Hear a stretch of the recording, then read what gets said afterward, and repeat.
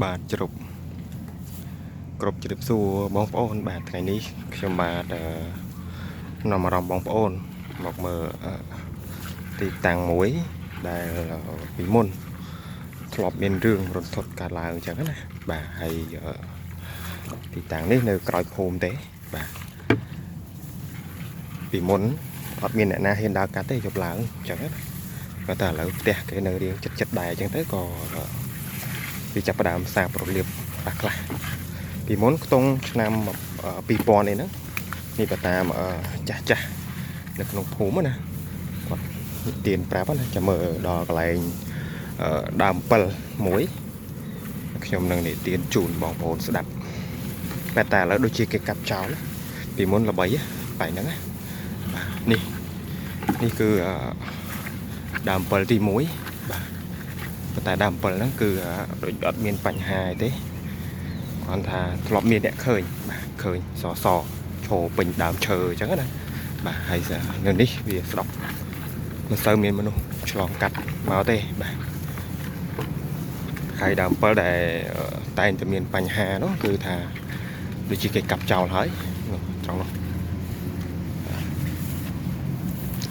នេះបងប្អូនដើម7ហ្នឹងណាបាទនេះថតពីចម្ងាយដោយសារនៅនេះទឹកអញ្ចឹងខ្ញុំខ្ជិលដើរលុយទឹកថតពីចម្ងាយទៅបាទដោយសារពីមុនមានពូម្នាក់ឈ្មោះពូវុតណាគាត់បានមកចង្កនៅទីនេះបាទនេះដើម7ហើយក៏គេហៅថាដើម7ពូវុតអញ្ចឹងណាបាទហើយគាត់មិនដឹងថាគាត់មានបញ្ហាទេគាត់បានចង្កស្លាប់ខ្លួននៅទីនេះបាទហើយក្រោយមកទៀតក៏មានអ្នកភូមិ2នាក់ទៀតព្យាយាមចង្កដែរ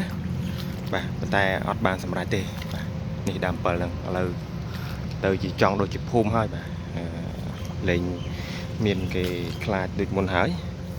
បាទហើយខាងនោះក៏មានដើម7ដែរតែគេកាប់ចោលបាត់ហើយបាទហើយទៅមុខបន្តិចទៀតមានខ្ទមមួយបាទខ្ទមក៏រៀងព្រឺព្រួយដែរបាទពីដើមមានអ្នកនៅអញ្ចឹងណាដែលសារឥឡូវវារៀងព្រៃស្ដុកពេកបាទអញ្ចឹងទៅវាខានមានមនុស្សមកច្រើនអញ្ចឹងទៅព្រៃវាដោះចិត្តអស់បាទនេះដើម7បាទដើម7យូរហើយបាទនេះដើម7ដែលមានបញ្ហាណាបាទហើយទីនេះក៏មានដើម7ដែរបាទមកជួរនោះសដើម7ប៉ុន្តែឥឡូវគេកាប់ចោលអស់ហើយបាទសល់តែដើម7ដែលមានបញ្ហាហ្នឹងអញ្ចឹងមនុស្សធ្លាប់មានមនុស្ស3នាក់តែគាត់ព្យាយាមសម្រាប់ខ្លួននៅដើម7នេះបាទហើយមានតែម្នាក់ទេដែលគាត់ស្លាប់បានសម្រេចអញ្ចឹងណាបាទអញ្ចឹងទៅគាត់ឈ្មោះថាពូវុតហ្នឹងបាទទៅពេលហើយអ្នកភូមិក៏ដាក់ឈ្មោះថាដើម7ពូវុតដល់សប្តាហ៍ថ្ងៃហ្នឹងទៅបាទហើយបងប្អូនឃើញហើយនេះសិតតែព្រៃបាទយប់ឡើងគ្មានអ្នកហ៊ានដើរកាត់ទេបាទប៉ុន្តែបើអ្នករកត្រីរកកង្កែបអីប្រហែលជាហ៊ានបាទសូវខ្លាចទេបាទពួកគាត់ថាខ្ញុំមកពេលយប់ខ្ញុំមិនហ៊ានមកទេបាទខ្លាចដែរមិនខ្មោចដែរណាបាទហើយឥឡូវចាំមើលតិចទៀតហួសទៅតិចទៀតមានខ្ទមមួយគេຕົកចោលបាទខ្ទមហ្នឹងម្ចាស់គាត់ឈ្មោះតាអឿមបាទតាអឿមតែឮថាគាត់មិនដឹងទៅណាទេឥឡូវបាទຕົកចោលហ្នឹងហើយក៏អត់មានអ្នកថែរក្សាហើយវានៅជាប់គ្នាជាមួយនឹងដើម7ពូវុតទេបាទហើយនេះគឺជាផ្លូវតិចផ្លូវមានមនុស្សដើរយូរមួយបាទឆ្លងកាត់ចឹងណាស្ងាត់មែនទែនបាទតិចទៀតទៅដល់ផ្ទះតាអឿមហើយខ្ទមតាអឿមបាទគួរខ្លាចមែនទែនបាទហើយខ្ញុំចេះឆ្ងល់គាត់ហ៊ានរស់នៅបានណាបាទចាស់ពីដើមសាហាវមិនថាសាហាវគាត់អត់ខ្លាចចឹងណាបាទបើឲ្យខ្ញុំនៅមកយក$100ក៏ខ្ញុំអត់នៅដែរបាទរត់ទាំងយប់ហ្នឹងឯងបាទប្រៃស្ដុកមែនតើដោយសារតែអត់សូវមានមនុស្សឆ្លងកាត់ទេបាទគេឆ្លងកាត់គេឆ្លងផ្លូវផ្សេងអញ្ចឹងទៅបាទពីមុនមានផ្លូវនេះតាមនេះក៏នេះស្អាតតែផ្លូវគេទេប៉ុន្តែសារតែຕົកចោលយូរអញ្ចឹងវាធ្វើឲ្យស្មៅដោះចិត្តអស់នេះខ្ញុំមកតែឯងមកពេលថ្ងៃបាទព្រឺដែរណាពេលថ្ងៃក៏ដោយ ស្ងាត់ពេកនេះដល់ខ្ទមហើយបាទខ្ទមបាទស្ងាត់មែនទែនបាទដើមឈើដុះជុំវិញมันមានមនុស្សឆ្លងកាត់มันមានមនុស្សថែរក្សាបាទនេះខ្ទមស្ងាត់ណាស់បងប្អូនអើយហ៊ានមកនៅអត់បាទហើយនេះដើមទៅដោះគោជុំវិញទៅដោះគោពីដើមស្បោផ្លែហ្នឹងឥឡូវវាស្ងាត់ពេកបាទនេះខ្ទមហ៎បាទហើយចាំមើលថតឈាមថតខាងក្នុងមើលសិនខាងក្នុងមានសម្ភារៈប្រើប្រាស់ផ្សេងអញ្ចឹងណាថតមកស្ងាត់ណាស់បាទអើយបងប្អូនស្ងាត់ឈឹងប្រហែលបាទកំព្រៃសុទ្ធបាទនេះបាទមានខាងក្រោយក៏ទៅព្រៃបាទលេងមានអ្នកមកនៅថែរក្សាដូចមុនណាកាលមុនមានហើយនេះស្អីស្នាមគេចងរឹងដឹងនេះគេដាក់នេះមកចងរឹងមកនេះនេះដើម7ដើមមកទៅដោះគោនេះដើមដោះគោហើយនេះខ្ទមរបស់គាត់ខ្ទមតាអឿមបាទមើលទៅរៀងនេះដែរព្រោះដែរចាំខ្ញុំព្យាយាមថតខាងក្នុងឲ្យបងប្អូនមើលនេះបងប្អូនឃើញទេបាទក្នុងចោរួចទេចប់សោហើយមិនដឹងណាចាក់សោទេហើយបងប្អូននេះកុំប្រកាសប្រកាន់ខ្ញុំគ្រាន់ថតយករូបភាពទេខ្ញុំមានក្អាវទៀតឲ្យយយមកខាំក្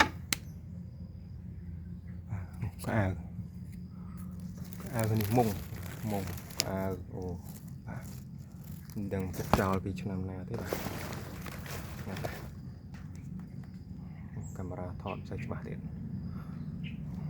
ឃើញមានក្អាវមានពីងទឹកអីក្នុងនឹងតយោ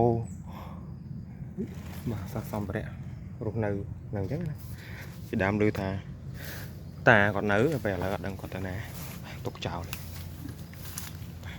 នេះស្រះទឹកហើយកន្លែងដែលព្រួយនោះគឺកន្លែងដើម7ហ្នឹងឯងពីមុនពីដើមជាប់គ្នាអញ្ចឹងណានេះស្រះទឹកបងស្រះទឹក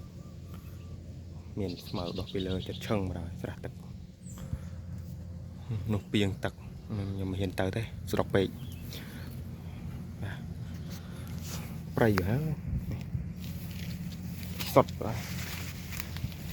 ខ្ទមទុកចោលបាទក្រោយដូចជាមានផ្លូវមនុស្សដើរដែរប៉ុន្តែថាយូរមានមួយអញ្ចឹងណានេះផ្ទះគាត់អូយស្រាវណាស់បាទស្ងាត់ឈឹងបើដល់នៅម្នាក់ឯងហមនេះបងទៅវិញហើយបាទមិនហ៊ាននៅយូរទេបថុយមកឃើញទេបងប្អូនតោឃើញទេអូយព្រឺខាងនោះនេះមានស្រះទឹកមួយដែរខាងនោះគេថាស្រះដងរួមគេថាពីដើមនៅហ្នឹងជំនាន់ពលពតគេវាយអីចោលហ្នឹងឯងបាទ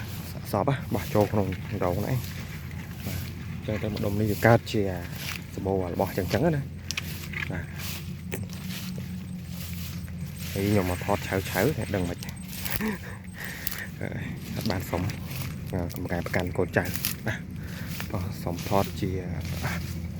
ទេសភាពព្រៃភ្នំឲ្យបងប្អូនមើល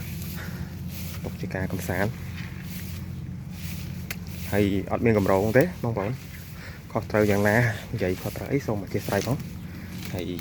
ទីតាំងគឺនៅខាងខេត្តបាត់ដំបងប្រាប់ថាខេត្តបានហើយចូលប្រាប់ភូមិឃុំណាមកអ្នកស្គាល់គាត់លឺគាត់ឃើញទៅមានការមេរញ៉ៃជួនមកច្រើនឥឡូវខ្ញុំត្រឡប់មកខាងនេះវិញបងដើម7រត់ធុតបាទដើម7ពីដើមនេះដើម7មកជួនណាដើម7មកឈឹងដើរមកថ្ងៃមកមកលុបឈឹងមក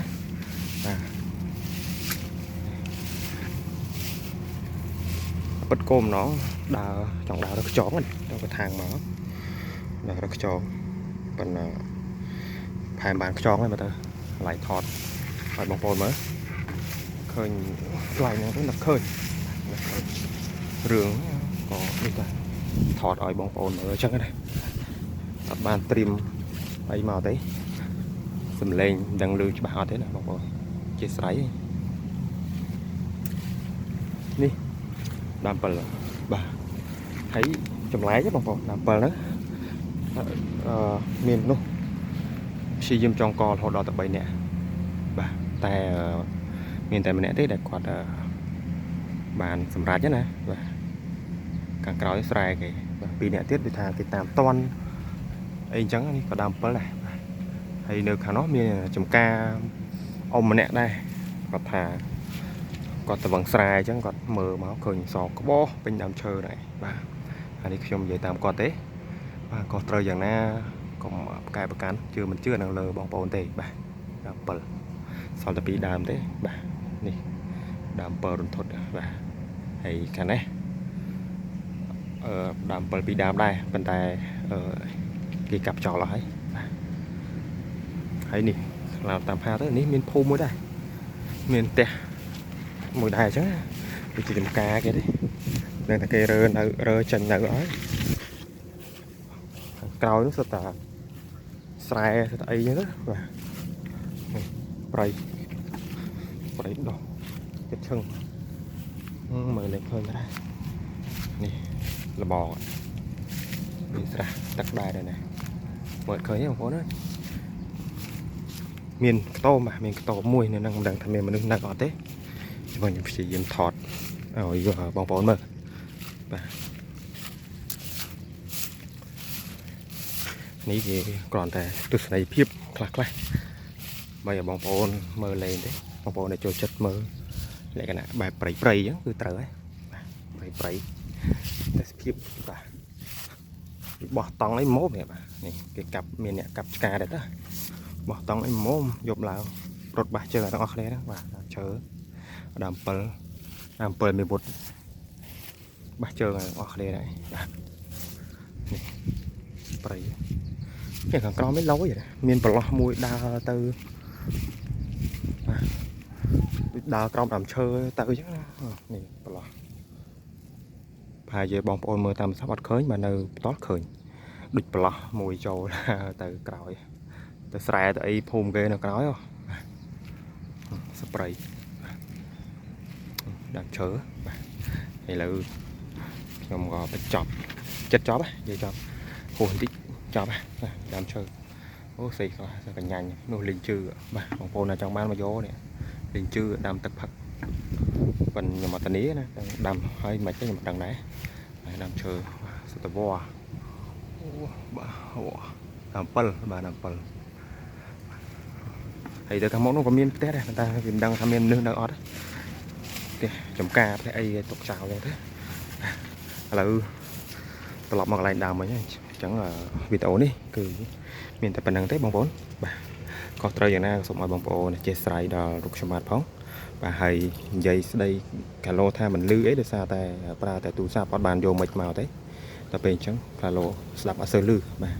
អញ្ចឹងសូមអធិស្ឋានដល់បងប្អូនហើយក៏សូមអរគុណបងប្អូនដែលតាមដានទស្សនាតាំងពីដើមដល់ចប់បាទវីដេអូខ្លីៗទេបាទអរគុណច្រើនបងប្អូនសូមអរគុណសូមគោរពលាចាំមើលខ្ញុំនឹងព្យាយាមរកមើលផ្ទះលក្ខណៈថាគេទុកចោលយូរអញ្ចឹងណាថតឲ្យបងប្អូនមើលបាទម្យ៉ាងដែរអញ្ចឹងណាបាទអរគុណច្រើនបងប្អូនបាទសូមអរគុណ